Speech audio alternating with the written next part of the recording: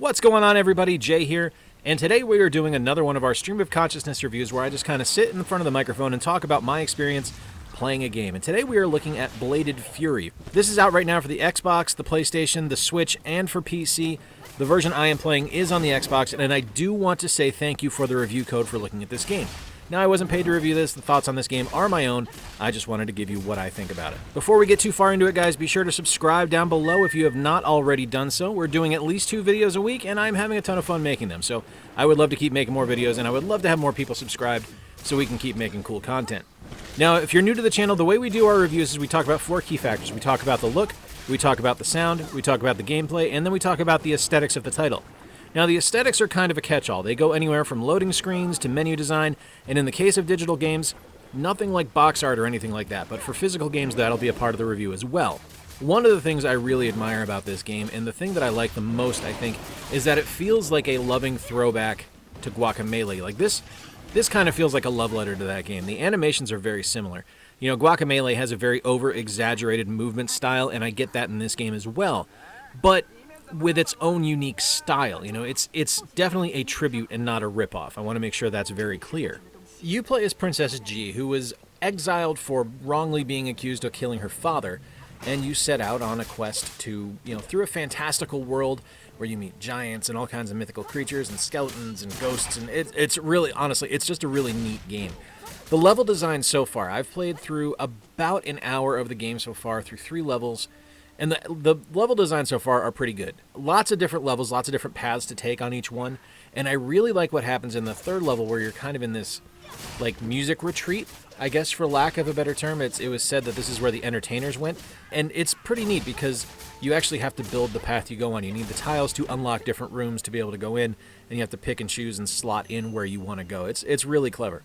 But within each area, you're going to have multiple paths to go through. The levels are, like I said, fairly neat. The first level is in the palace, so it's pretty straightforward. There's not a lot of different levels to choose from. But the second one, you're actually infiltrating a camp. So there's different platforming levels. You can go up or down, and there's also different paths and tents and stuff like you can go into as well. Now, as good as the level design is, I do think it gets a little bit repetitive and relies a little too much on reusing assets and reusing similar devices screen after screen. And I know that's kind of a thing with platformers, like that's kind of how they work. That's the way they're built. But at the same time, I never really felt like I got that with something like a Guacamelee or with like a Symphony of the Night or anything like that. But with this one, it feels like, oh, hey, look, there's another wooden platform. There's that same wooden platform again. There's that dead end that doesn't open up. There's that same lantern that I have to unlock. You know, it feels like it's a lot of reused assets in order to get the game out. And that's okay. That's not a bad thing. But it is something that is noticeable. Now, character designs in the game are brilliant. Princess G herself looks fantastic, and I apologize if I'm pronouncing it incorrectly because I don't speak Chinese, so I don't know exactly how it's pronounced, and all the dialogue in-game is Chinese, so I don't know what to say. I apologize for that. But the princess's design is fantastic. She looks really cool. It's a little fan servicey, like she's wearing thigh highs and she's got a bit of a low-cut top, but it still looks good, and it's really neat to see like her hair trailing behind her and stuff like that. It's really cool, and I like that when she dashes, she kind of ducks into like a Naruto run, and like she leaves a trail behind her as she goes. It's pretty cool. The enemies in the game look fantastic. I mean, there's everything from just standard soldiers all the way up to skeletons and ghosts, so you get a neat variety, and you get a different look at what the different characters are going to look like, and I think that's really welcome. You know, it could have been real easy to just kind of rely on 1 or 2 different character designs.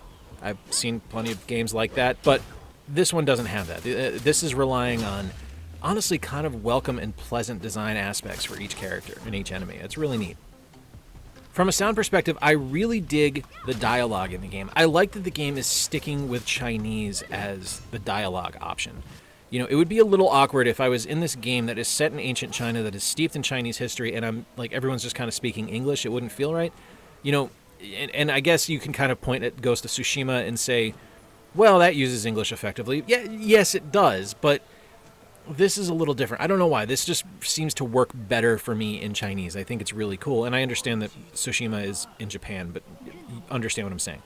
There's some really good music in the game. Like, it's immersive, and it fills the mood. It's never overwhelming. Like, it doesn't over-encompass a scene. It just kind of adds to everything that you're doing, and that's really what I want in a soundtrack for an action game. I don't need a driving, overwhelming soundtrack to just make me think, oh man, I'd rather be listening to that than playing the game. I want something that's going to add to it. And that's what the soundtrack in Bladed Fury does. It's a really welcome addition. I also really dig the sound effects in the game. You have two different sets of swords. You have two short swords, which are really fast and, make really wispy, whooshing sounds as you wield them. And then you have a gigantic sword, kind of like the Buster Sword that Cloud has in Final Fantasy VII, that is decidedly not wispy and flowy. It doesn't make, quick wispy sounds when it goes. It clangs when it hits the ground, and it sounds like it impacts. There's also really good ambient sound as you move through the levels. Breaking pots sounds really good. Jumping onto the different wooden barricades. Jumping onto different wooden platforms sounds good, as it actually sounds like wood as you're jumping onto it. And the enemy sounds are really good as well. Bowstrings make bow sounds. Your enemies that have horses will sound like they're charging at you when they move. It's really well done. The sound is fantastic. Now, from a gameplay perspective, it's a bit of a mixed bag, I won't lie to you. Overall, though, I like it. It presents enough of a challenge that it's something that I want to keep playing, but it is a bit of an uneven challenge. Some levels and some parts of the stage are just ridiculously easy, and you'll breeze through them without a problem. And then you'll all of a sudden run into something where the difficulty is just through the roof. And it's kind of frustrating to get through, where you'll have to try something over and over and over again before you can advance. And that's not like it's just boss battles. I don't mind a boss battle being difficult. It's just a random room sometimes is unbelievably difficult, whereas the one before it and the one after it are simple and a breeze to get through. It's a little bit frustrating and a little bit uneven, but not anything that's really something that's kind of drawing away from the overall experience. It's still a good game. It's just uneven at places and a little bit oddly paced at times, where you'll go through several rooms where you're not going to fight too many people, and then all of a sudden it's wave after wave after wave after wave of enemy that you have to take care of. I also really enjoy the different unlockable mechanics that you have in the game. You start off collecting souls when you kill enemies, and you use those to buy different abilities. And the abilities are pretty neat. You get some different attacks, you get some different health bonuses and things like that you can add on to yourself, and you meet characters in the game that will help you level up and learn things as you go. And one of the other neat things I like about it as well is you collect things called soul slivers when you defeat powerful enemies. And these are the boss characters. They're not just powerful enemies, because there's plenty of those in the game, but actually like named boss characters. And when you defeat them, you'll collect their soul slivers, and you'll actually learn their abilities. So it's a little Mega Man-like, and that's really neat. Like, the first one you collect actually gives you like a black hole that draws all the enemies into it, and you can then attack them at will because they can't break free. It's pretty cool. I haven't run into too many bugs, but one I did run into was pretty bad during my normal gameplay. I lost a boss fight, and I selected to continue afterwards, and I ended up just stuck on a load screen. It never got out of it. I just sat on a load screen for about 5 minutes. I never had it again. It worked fine the next time I went through, and I lost again, and I selected continue, and I loaded right back in. But this one time, I just sat on a load screen, and it never went. So, buyer beware. There are definitely some bugs in the game. There's some stuff to, there's some kinks to work out, but it's still a good experience overall. Now, from an aesthetic perspective, there's not a ton to talk about here. I haven't unlocked the challenges in the game yet, but I do like the menu design. The load screens are really good, giving you hints and things like that.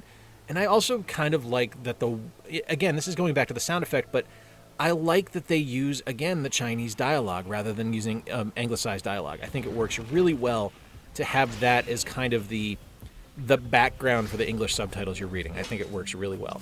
All right, so Bladed Fury is available digitally for $20 on any storefront that you want to go through, but if you look at PlayAsia.com, there are physical releases as well if that's the direction you want to go. And I can tell you, this is a game you're going to want to keep playing. It's going to be something you're going to want to keep in your collection, so I don't think a physical buy is going to be the wrong way to go for you. All right, guys, that's going to do it for this video. Now, let me know in the comments down below what your favorite action platformer is. I mentioned Guacamelee several times in this video, but there's a bunch of them out there that are just fantastic. That's just kind of the one that first came to mind, although I can also see elements of Comic Zone in this game as well. It's got that feel of just a really, really good action platformer that I just love to play. If you enjoyed today's video and you want to see more Stream of Consciousness reviews like this for new games or older games, let me know in the comments down below, and also give me a big thumbs up so I can know that you enjoyed it and I can keep making content like this. If you're new to the channel and haven't done so already, please be sure to subscribe down below, and while you're there, ring the notification bell so you can stay up to date with everything I've got going on, and you can get notified when new videos are coming out. I'm doing at least 2 a week, and I'd love to have you stick around so you can get more of my content. Until next time, guys, I've been Jay. I really appreciate you being here and watching this review of Bladed Fury. Until next time, be sure to play more games, stay square, and take care. I'll talk to you soon.